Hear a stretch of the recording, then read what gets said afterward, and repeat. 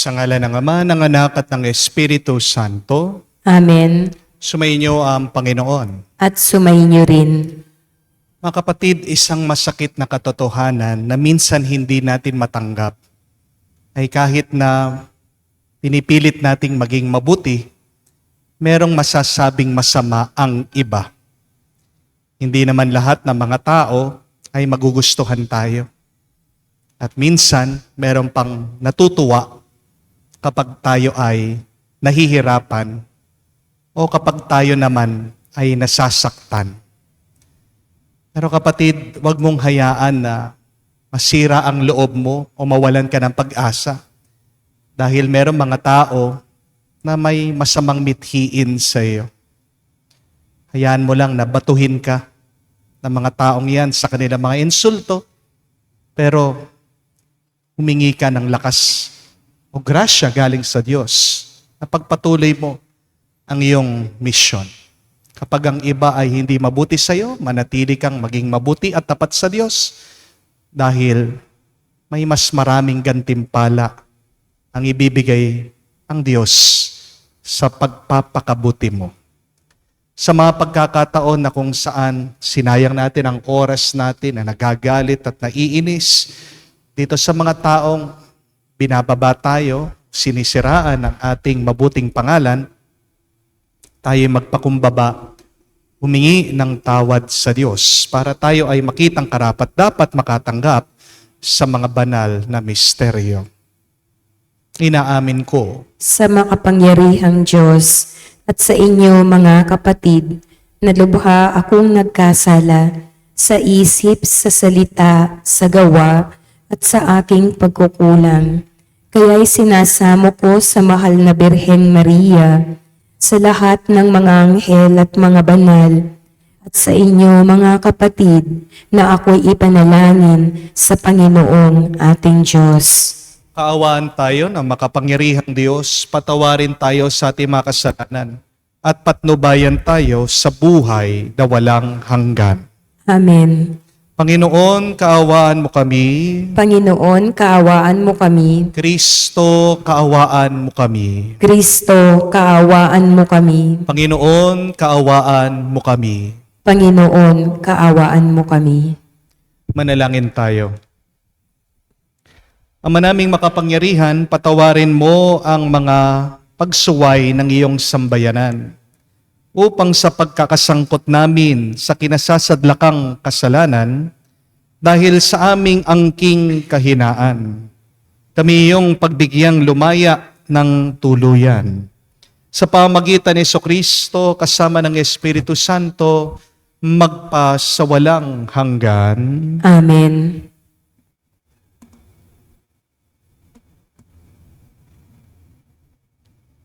Pagbasa mula sa aklat ni Propeta Jeremias. Naririnig kong nagbubulungan ang karamihan. Tinagurian nila akong kilabot ng saan man. Sinasabi nila, isuplong natin.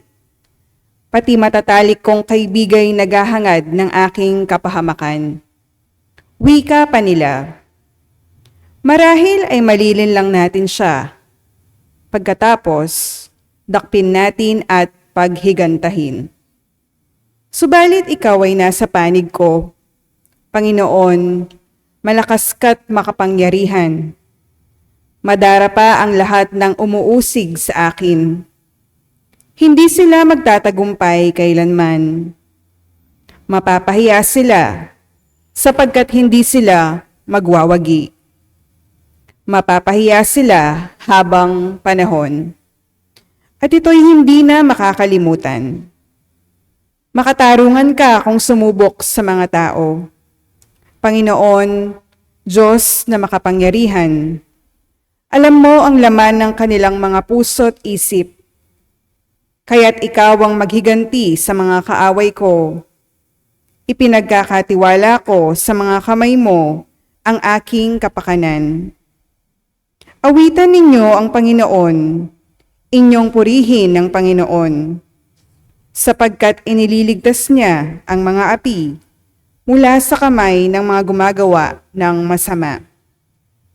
ang salita ng Diyos. Salamat sa Diyos. Sa kahirapay humibik at ako'y iyong dininig. Sa kahirapay umibig at ako'y iyong dininig. O Panginoon kong aking kalakasan, minamahal kita ng tunay na tunay. Panginooy batong hindi matitibag, matibay kong muog at tagapagligtas. Sa kahirapay umibig at ako'y iyong dininig. Diyos ko ang sa akin ay siyang nag-iingat, tagapagtanggol ko at aking kalasag. Sa'yo, Panginoon, ako'y tumatawag. Sa mga kaaway, ako'y iyong iligtas. Sa kahirapay humibig at ako'y iyong dininig. Gapos ako ng tali ng kamatayan, siniklot ng alon ng kapahamakan. Nabibingit ako sa kamatayan, nakaumang na sa labi ng libingan. Sa kahirapay humibig at ako'y iyong dininig. Kaya't ang poon ay tinawag ko, sa aking kahirapan humingi ng saklolo. Mula sa templo niya, tinig ko'y narinig. Umabot sa kanya ang aking paghikbik. Sa kahirapay humibig at ako'y dininig.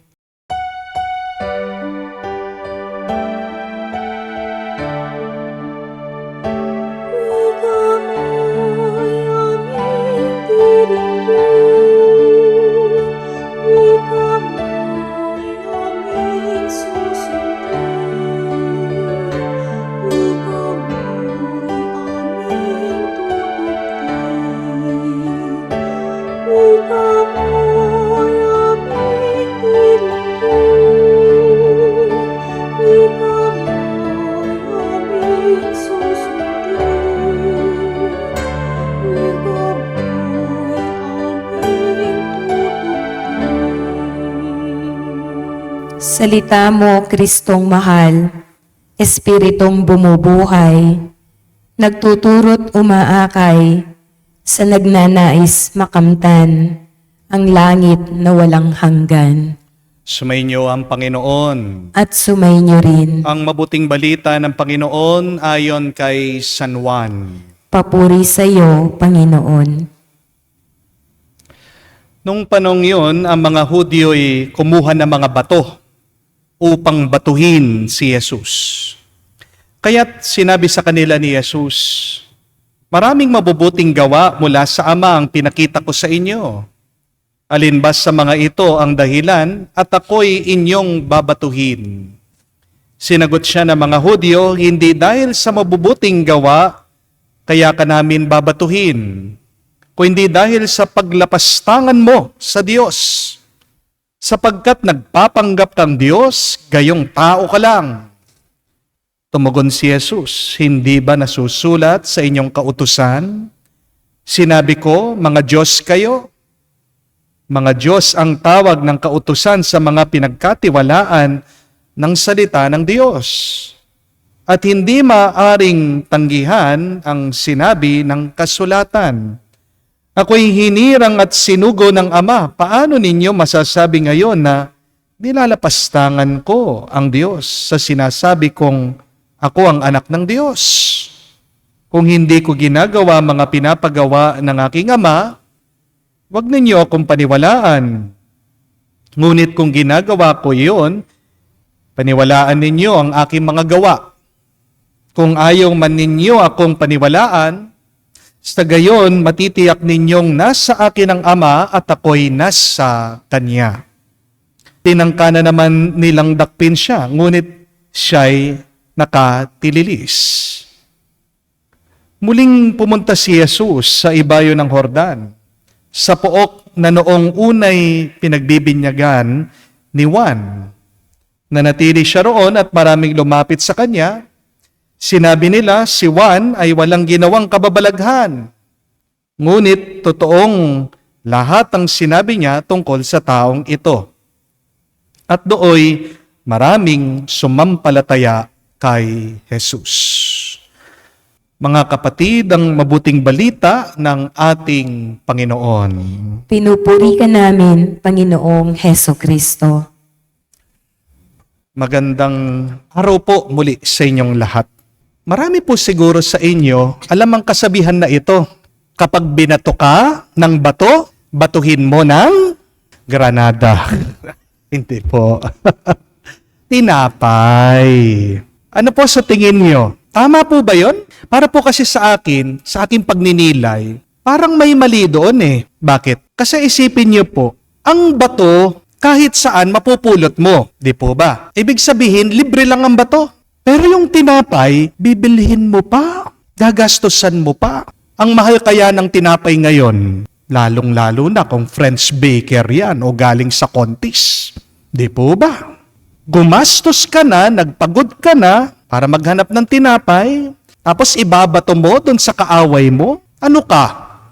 Hilo? Parang hindi yata tama yan, no? Di po ba? Ikaw na nga yung sinaktan, lalo mo pang pinahihirapan ang sarili mo. Sa tingin niyo po, ito po ba ang kagustuhan ng Diyos?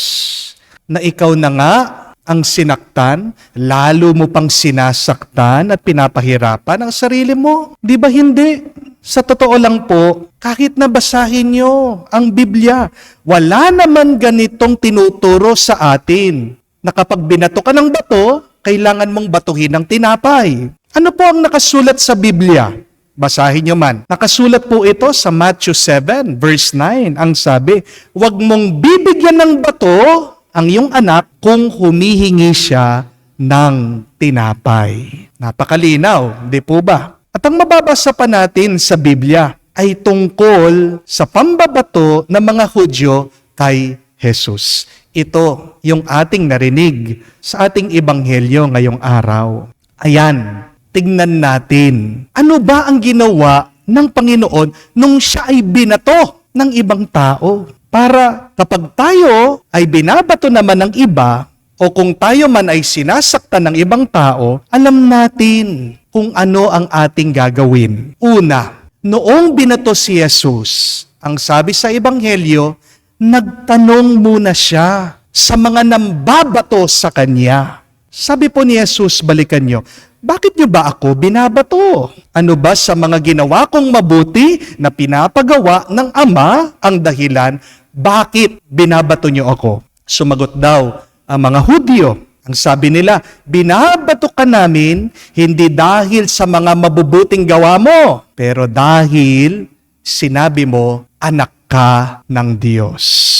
Tingnan niyo po yun mga kapatid. Minsan, sasaktan ka ng iba. Hindi dahil may ginawa kang masama, pero sinasaktan ka nila o ayaw ka nila dahil hindi nila matanggap kung sino ka talaga. Amen? Remember that. Some people just can't accept you. Some people just can't stand who you are. Some people cannot come into terms how good your character is.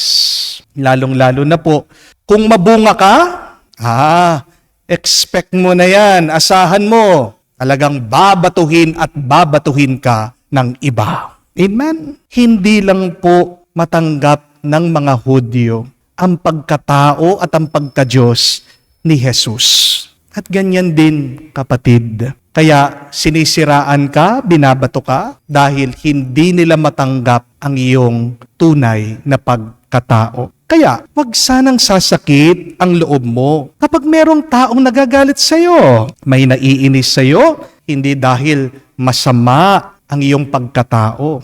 May nagagalit sa'yo dahil masama lang talaga ang loob nila. Amen? At bago sumama ang loob mo sa iba, kapatid, bago ka maghiganti, magandang tanungin mo muna sila. Kausapin mo muna sila. Kasi baka mag-away lang kayo at hindi nyo alam kung anong pag-aawayan nyo. Sayang lang ang lakas nyo. Diba? Ang dami pong mga kaso ng ganyan ngayon dahil hindi ka lang kinikibuan ng iyong kaopisina. Aba, anong sinasabi ng iba sa inyo? Hindi ko rin siya kikibuan. Bago mo i-chismis o siraan, yung iyong katrabaho, bago ka humanap ng kasangga mo. Mga kapatid, mag-usap muna kayo para naman mawala ang galit mo. Baka mabigla ka, maliit lang naman pala ang problema. O baka konting hindi pagkakaintindihan lang yan. Hindi ko po makalimutan nung minsan dito sa parokya, meron po akong isang lay minister. Yan po nagpapasubo ng communion. Napansin ko po, bigla siyang tumigil sa pagsaserve. At narinig ko, may galit siya sa akin, may tampo. Kaya huminto po sa pagsaserve. Nagtataka ako. Iniisip ko kung anong ginawa ko sa kanya. Kaya ang ginawa ko, pinuntahan ko po siya sa kanilang bahay.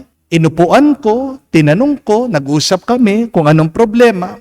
Alam niya po kung ano yung nalaman ko. Umamin siya, sabi, Father, masakit ang loob ko sa iyo. Tinanong ko naman siya, bakit naman? Sabi niya, kasi Father, nung minsan na nagsaserve ako, hindi mo ako binigyan ng komunyon, hindi niyo po ako pinasubuan ng katawan ni Kristo. Iniisip ko po, inaalala ko, kailan yun?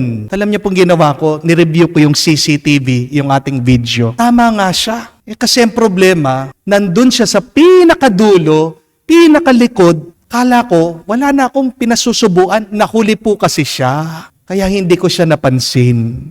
Ako po'y humingi ng paumanhin at sinabi ko, pasensya ka na ha, hindi ko naman talaga sinasadya. Dahil po doon, lumambot yung puso niya. Bumalik siya sa pagsaserve. Di ba? Maraming mga problema ang maaayos kung mag-uusap lang naman tayo ng mabuti. Kaya bago ka mambato, bago ka maghiganti, tanungin mo muna, yan ang babato sa'yo, yung taong naninira sa'yo, yung taong masama ang loob sa'yo. Kausapin mo siya, alamin mo, ano ba talaga ang problema. Pero pangalawa, kapag binabato ka, kapatid, umiwas ka. Kahit naman po, nakipag-usap si Jesus dito sa mga Hudyo, di ba? Ayaw pa rin nilang tumigil sa pambabato sa Kanya. Anong ginawa ng Panginoon?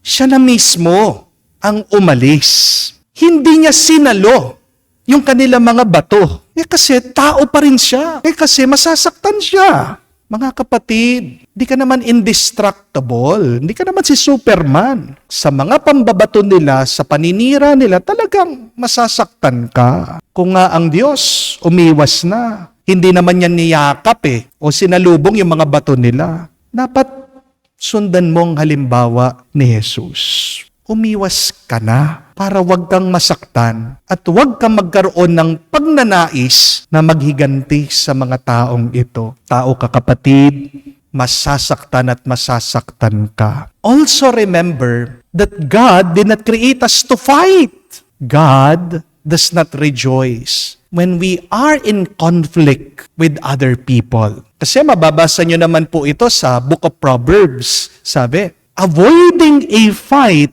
is a mark of honor. Only fools loves quarreling. Sabi pa nga po ni San Pablo, pinapaalala niya, if possible, live peaceably with everyone. Kung maaari lang, manatili sana yung kapayapaan mo, makipagkasundo ka sa ibang tao. At pinapaalala po ng ating Panginoong Jesucristo, di ba? Doon sa kanyang turo sa Beatitudes, Jesus said, blessed are the peacemakers, for they will be called children of God. Kapatid, hayaan mo na yung mga lumalaban sa'yo, mga naninira sa'yo, yung mga taong gustong saktan ka. Ang sabi nga po ni Prophet Jeremiah, balikan nyo sa unang pagbasa, that the Lord is with me, He is my champion. Darating din ng araw, ipapakita sa iyo ng Diyos kung paano niya ibababa yung mga nagbababa sa iyo. Kapatid, huwag mong sisiraan ang kapayapaan mo dahil lang sa mga taong ayaw sa iyo. Sabi pa nga ni Prophet Jeremiah, mas maganda, manatili tayong nagpupuri sa Diyos kahit na sinisiraan tayo ng iba. Pangatlo po at kahuli-hulihan, palagi kang lumapit sa Diyos kung man ikaw ay binabato o sinasaktan ng iba. Ang sabi po pagkatapos ng ating nabasang ebanghelyo, umalis daw si Jesus, pumunta siya sa Jordan. doon sa lugar kung saan nagbibinyag si Juan Bautista nung una. Ano po ba ang Jordan? Ano po bang meron doon? Diba? Nung pumbinyagan si Jesus, ang kwento, meron daw bumaba na isang kalapate, ang banal na espiritu, at narinig ang tinig ng Diyos sa kalangitan dito po sa ilog ng Jordan. Ibig po sabihin, dito sa Jordan River kung saan pumunta ang ating Panginoon, naranasan kasi niya ang pag-ibig at pagmamahal ng kanyang Ama. Kaya umalis si Jesus sa mga nambabato sa kanya. Pumunta naman siya dun sa kung saan nararanasan niya ang pagmamahal ng Diyos. This is why, my dear friends, when you feel unwanted in your life, please go closer to God. Because God loves you for who you are minus your sins. Even if you will be rejected by other people, remember, God will never leave you. God will never forsake you. Hindi nang iiwan ng Diyos. Palagi ang Diyos kasama natin. Yan ang pangalan niya, Emmanuel, God with us. Ang tanong ko lang po sa inyo, ano po ang Jordan River niyo? San ba yung lugar na kung saan nararamdaman nyo na kayo ay tinatanggap, minamahal ng Diyos? Hari nawa, kapag nalulungkot po kayo, nabibigatan na, maalaala niyo po na lumapit dun sa lugar kung saan nandyan ang Diyos para ipadama niya ang kanyang grasya para palakasin kayo muli. Isang katotohanan, mga kapatid, kailangan natin tanggapin. Hindi naman lahat magugustuhan ka. Hindi naman lahat ng tao pupurihin ka. Merong mga tao masaya kapag naghihirapan ka. Pero kung binababa ka nila, kung sinasaktan ka nila, kung binabato ka ng masama, 3 bagay kailangan mong gawin. Huwag ka mambato ng tinapay. Pero unang-una, dapat tanungin mo sila. Bakit ka ba sinisiraan? Bakit ka ba binabato ng mga masamang bagay? Pangalawa, umiwas ka kung hindi rin kayo magkakasundo at nagpapatuloy sila sa kanilang mga masamang gawa. At pangatlo, lumapit ka palagi sa Diyos. Tanggapin mo ang pagmamahal ng Panginoon na magpapalakas sa iyo at magbibigay ng panibagong pag-asa. Tandaan mo kapatid, kapag binato ka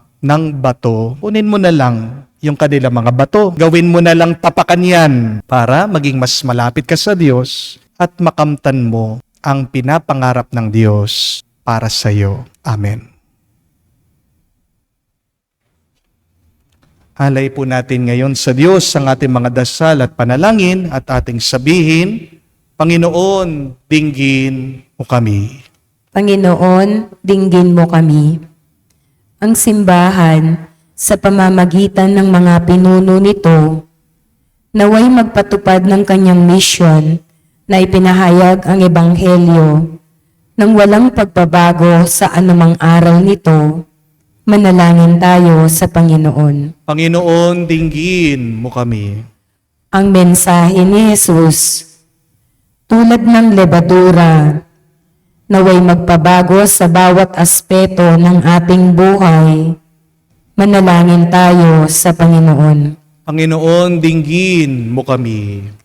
Ang mga Kristiyano, naway hangarin ang pagsupil sa sarili, lalo na sa panahong ito ng pagsisisi sa kasalanan. Manalangin tayo sa Panginoon. Panginoon, dinggin mo kami. Sa katahimikan po ng ating puso, banggitin natin at sabihin sa Diyos ang ating mga personal na pangangailangan. Ama, pinadala mo sa amin ang mga pangaral ng mga propeta upang panatilihin ang aming pag-asa. Loobin mo kami ay maging malakas na makatupad sa iyong kalooban at magpatotoo sa amin pananampalataya sa iyo habang buhay. Hinihiling namin to sa pamagitan ni Kristo, aming Panginoon. Amen.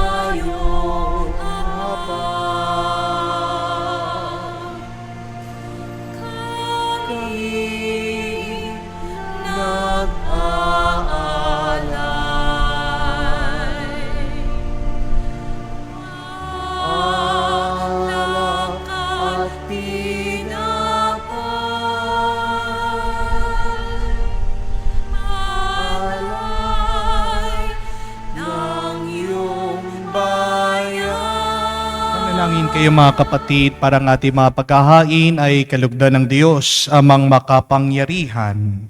Tanggapin nawa ng Panginoon itong paghahain sa iyong mga kamay, sa kapurihan niya at karangalan, sa ating kapakinabangan at sa buong sambayanan niyang banal.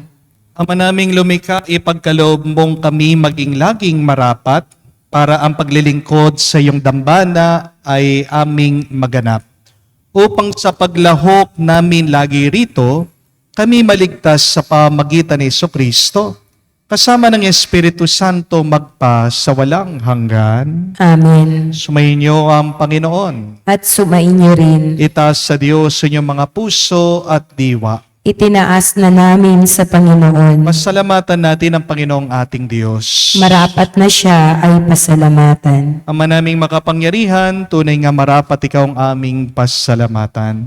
Sa pamagitan ni Jesucristo na aming Panginoon, sa pagbabakasakali mo kami bubuti, sinugo mo si Jesucristo upang pangunahan kami.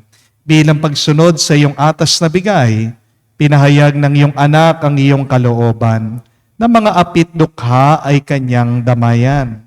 Ngayon ang iyong inihahandog ang pagkakataong aming maisaloob, ang kanyang ganap at kusang paglilingkod, upang sa iyo'y lagi kami makasunod.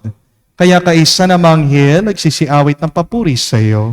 Nang walang humpay sa kalangitan kami nagbubunyi sa iyong kadakilaan.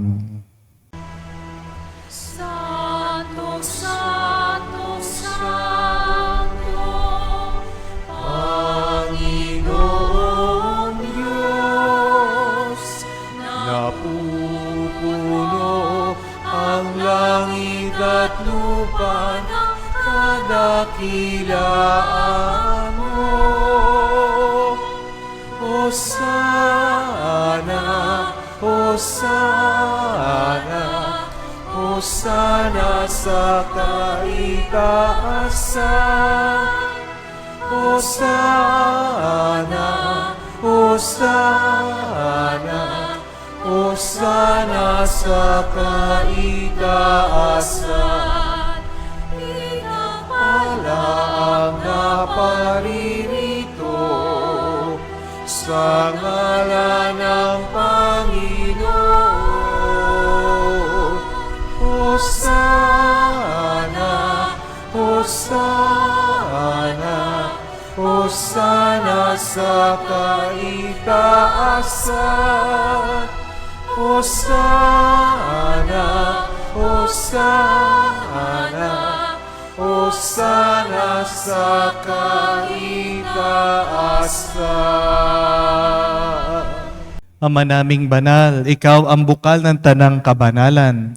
Kaya't sa pamagitan ng iyong Espiritu, gawin mong banal ang mga kaloob na ito, upang para sa amin maging katawan at dugo ng aming Panginoong Jesucristo. Bago niya pinagtiis ang kusang loob na maging handog, hinawakan niyang tinapay, pinasalamatan kanya. Pinaghati-hati niya iyon, inabot sa kanya malagad at sinabi, "Tanggapin ninyong lahat ito at kanin. Ito ang aking katawan, na ihahandog para sa inyo."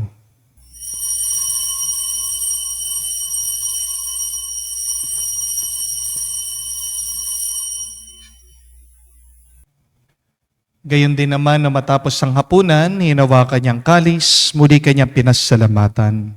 Inabot niyang kalis sa kanya malagad at sinabi, "Tanggapin ninyong lahat ito at inumin itong kalis ng aking dugo, ng bago at walang hanggang tipan.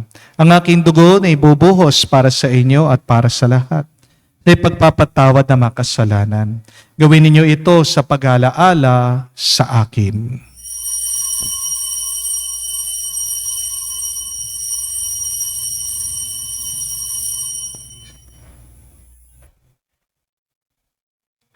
Ang misteryo ng pananampalataya.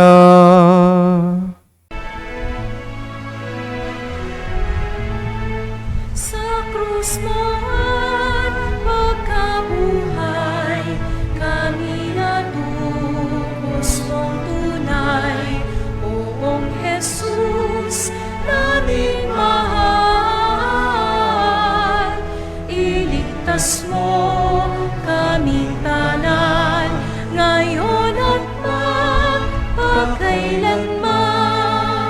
Ama, ginagawa namin ngayon ang pag-alaala sa pagkamatay, muling pagkabuhay ng iyong anak.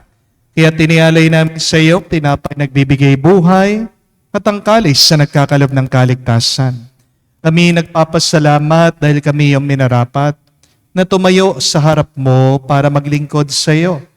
Sinasamo namin kami magsalo-salo sa katawan at dugo ni Kristo ay mabuklod sa pagkakaisa sa pamagitan ng Espiritu Santo.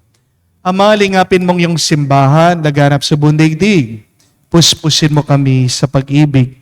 Kaisa ni Francesco, ang aming Santo Papa, si Florentino, aming Arsobispo at ng Tanang Kaparian. Alalahanin mo rin ang aming mga kapatid na nahimlay, may pag-asang sila'y muling mabubuhay. Gayon din naman lahat ng mga pumanaw. Kawan mo't sila't patuloyin sa iyong kaliwanagan. Kawan mo't pagindapatin kaming lahat na makasal sa iyong buhay na walang wakas. Kaisa na mahal na Birhen Maria, Ina ng Diyos, kaisa ni San Jose, ang kanyang malwalhating esposo, kaisa na mga apostol at lahat ng mga banal na namuhay dito sa daigdig na kalugod-lugod sa iyo. May pagdiwang naman namin ang pagpupuri sa kararangal mo sa pamamagitan ng iyong anak, aming Panginoong Heso Kristo. Sa pamamagitan ni Kristo, kasama niya at sa Kanya, ang lahat ng parangal at papuri ay sa iyo, Diyos Ama, makapangyarihan, kasama ng Espiritu Santo, magpasawalang hanggan. Amen, amen, amen. Sa nakakagaling na utos sa turo ni Jesus sa Panginoon natin at Diyos, ipahayag natin ang lakas, loob.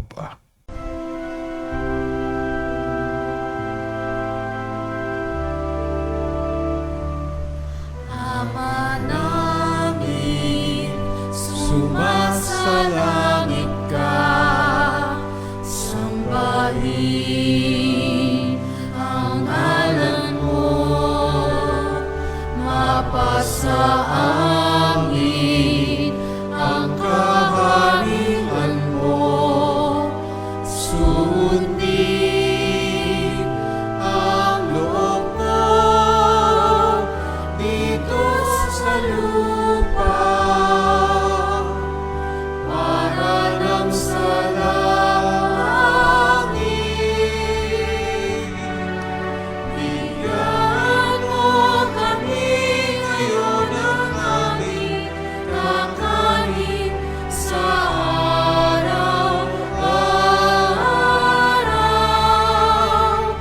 at patawarin mo kami sa aming mga sala para ng pagpapatawad namin sa nagkakasala sa amin. At huwag mo kaming ipahintulot sa tukso, at iadya mo kami sa lahat ng masama. Hinihiling namin kami adya sa lahat ng masama, pagkaloob ng kapayapaan araw-araw, iligtas sa kasalanan, ilayo sa lahat ng kapahamakan. Samantalang aming pinanabikan ang dakilang araw ng pagpapahayag ng tagapagligtas naming si Heso Kristo. Sapagkat iyo ang kaharian at ang kapangyarihan at ang kapurihan magpakailanman. Amen. Panginoong Yesu Kristo, sinabi mo sa mga apostol, kapayapaan ang niwang ko sa inyo, ang aking kapayapaan binibigay ko sa inyo. Tungayan mo ang aming pananampalataya at huwag ang aming pagkakasala. Pagkalooban mo kami ng kapayapaan at pagkakaisa ayon sa iyong kalooban, kasama ng Espiritu Santo magpa sa walang hanggan. Amen. Kapayapaan ng Panginoon ay laging sumainyo. At sumayin niyo rin. Magbigayan po tayo ng kapayapaan sa bawat isa. Piso niyo po, kapayapaan po sa inyong lahat.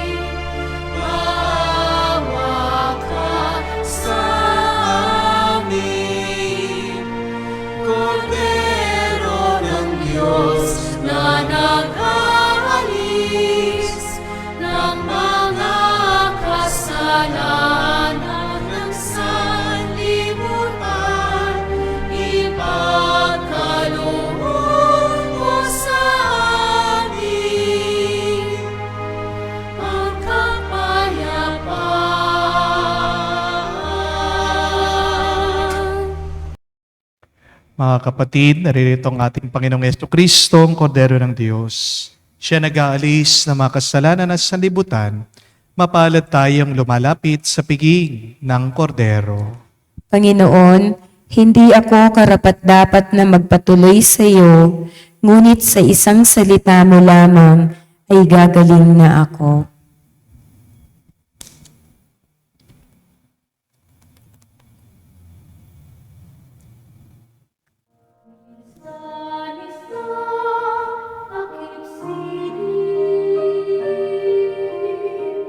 May nagdiwang at may naghalin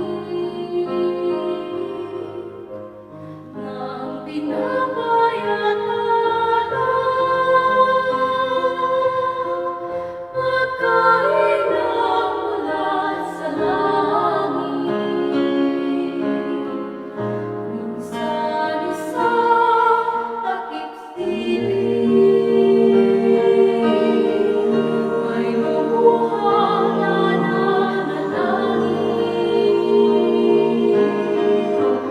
Ang tadhana'y mapangyari, ngunit kung nais siyang tutusin, kasama-sama natin siya. Ang puso natin babaguhin, ang hain niya ay tanggapin, kahit hindi na takip siling. Manalangin tayo.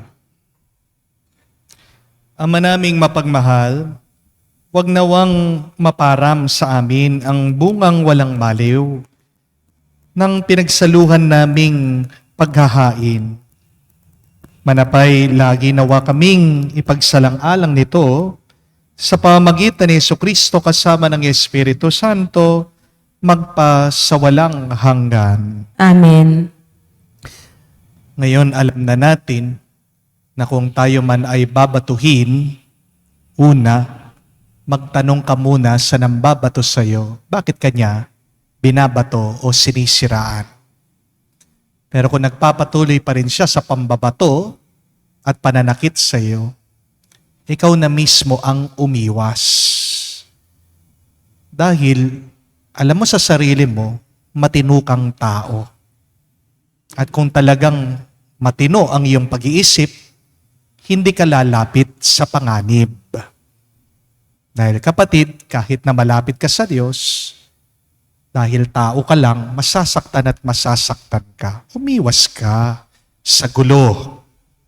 Pero pangatlo, kahuli-hulihan, lumapit ka, pumunta ka dun sa mga taong tanggap ka. Hanapin mo ang iyong Jordan.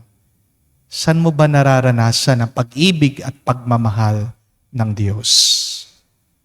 Yan ba ay sa loob ng isang simbahan na paborito mong pinupuntahan? Yan ba ay isang chapel na kung saan naka-expose ang Blessed Sacrament? Maaaring sa isang tahimik na lugar, isang hardin, napakaganda na mga halaman.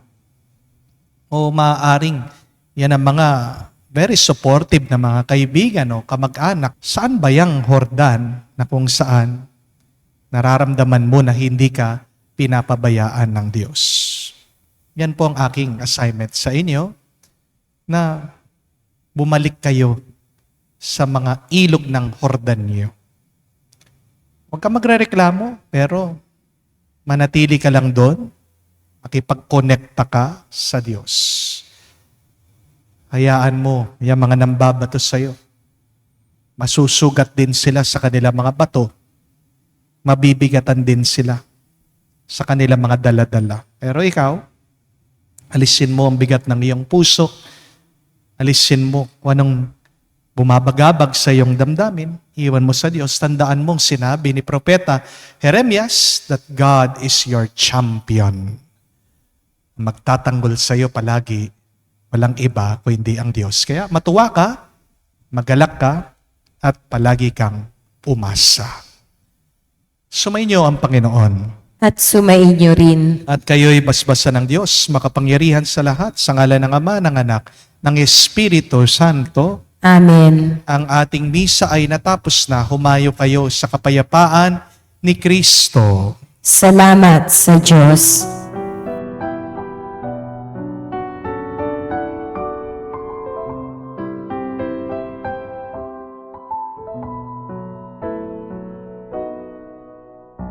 Ako'y kaawaan, o mahal kong Diyos, sangayon sa iyong kagandahan.